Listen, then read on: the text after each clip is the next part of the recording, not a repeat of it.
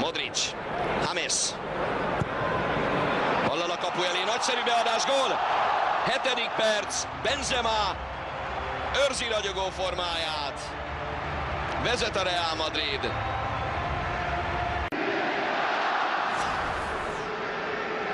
Itt van még egyszer, Modric átveszi, bevonja Jamest. Mesteri ez a beadás. Benzema ugrik és fejjel. Elég gyorsan megkapta az első gólját Arlauskis. Ronaldo, 12. perc, belövi, hiába érezte az irányt Arlauskis. 2-0. És Ronaldo ezzel 17 gólos a bajnokságban. Zidane irányításával 5-öt rúgtak a Deportnak, 5-öt a Gijónnak, és lehet, hogy most sem állnak meg addig.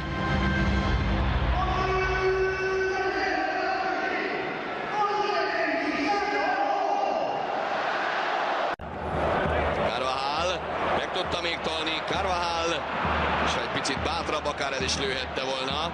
James, ő ellövi, megpattan, az is gól! 3-0, 16. perc. Alva Sevilla, hogy mi a véleménye az aktuális helyzetről. Ez lesz gyanús.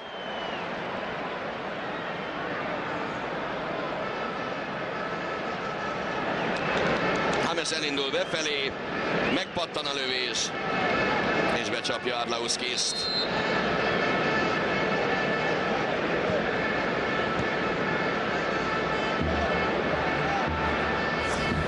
Volt Ronaldónak. Ronaldo, micsoda cseh! Gól! De mekkora! 4-0!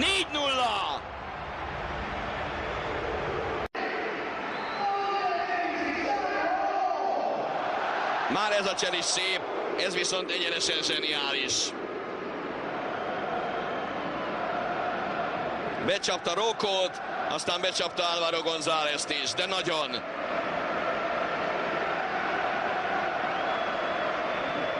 Mandinerből az indítás. Aztán ballal Arlauskis hozzáé. 5 gól a Deportivo és a Gijón után is.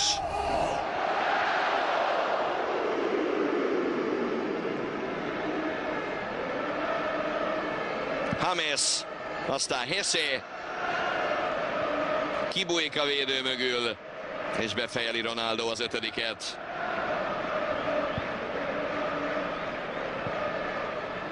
Megvan a 19. gólja, amivel beérte Suárezt.